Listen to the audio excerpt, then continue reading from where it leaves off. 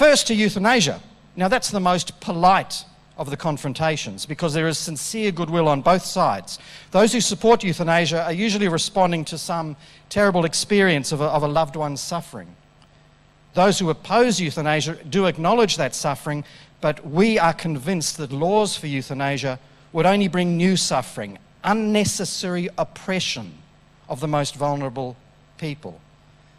We can only offer the constructive alternative of striving to reduce suffering through improved palliative care. I'm actually a senior lecturer in palliative medicine at the University of Queensland.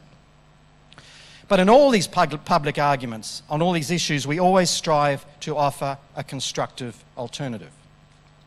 Now, this is the shape of the argument that I've put out there since about 1997. I like to point to one moment during the last national debate on euthanasia that crystallised the central concern, which is that the so-called right to die would come to be felt by the frailest among us more as a duty to die.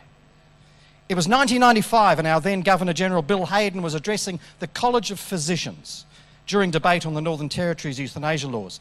This scene was significant because the dual concern with euthanasia is the corruption of the relationship between the state and its most vulnerable citizens, but also between doctors and their most vulnerable patients.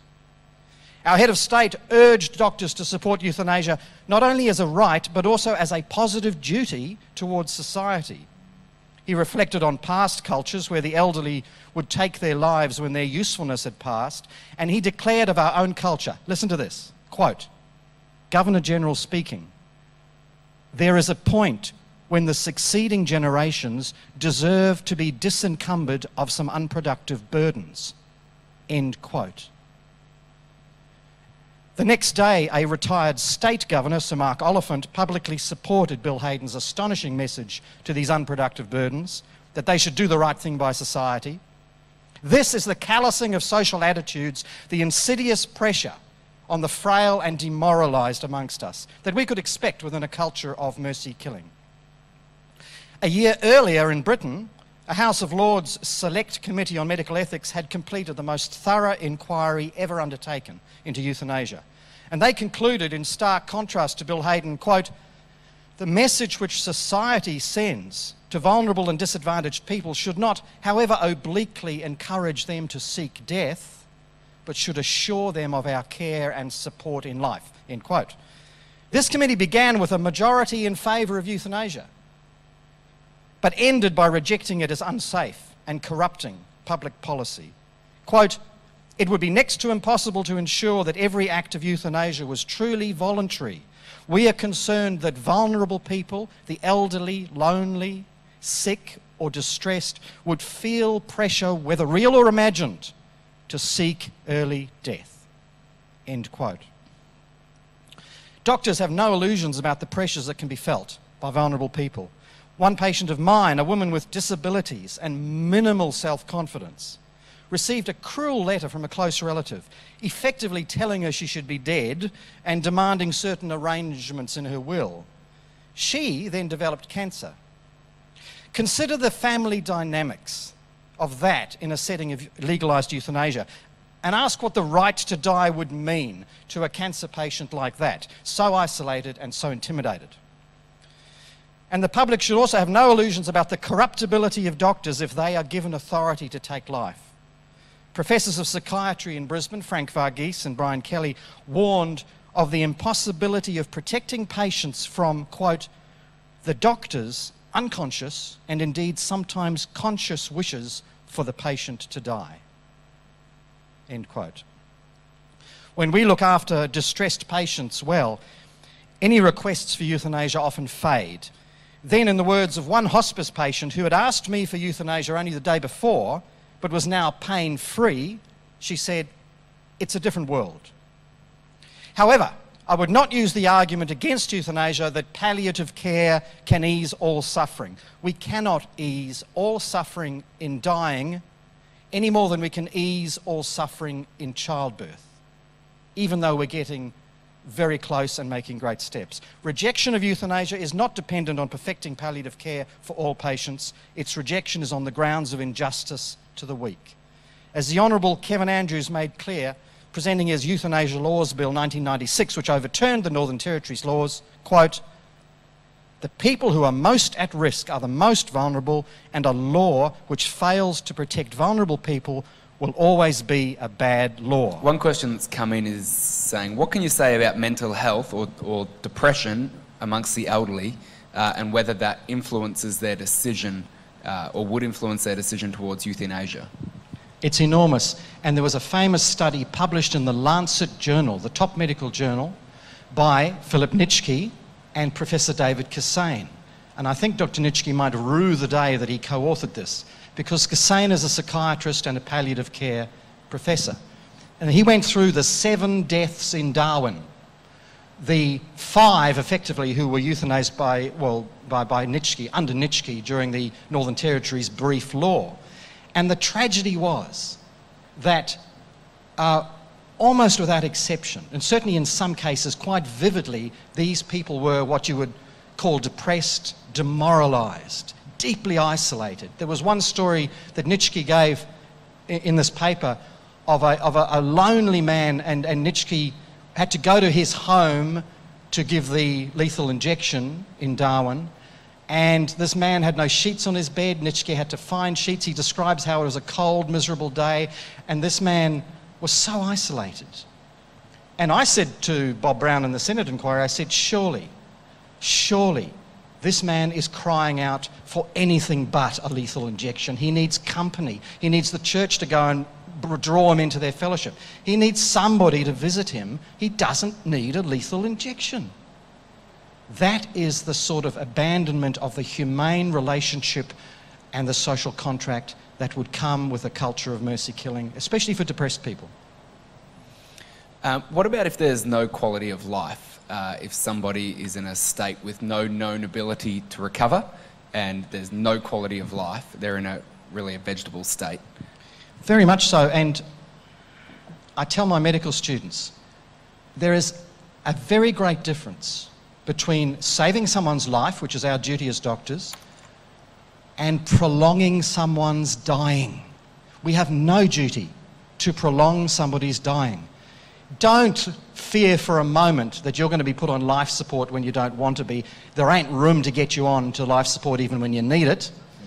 But we're not going to be doing these funny things that people fear, keeping you alive when you're basically dying.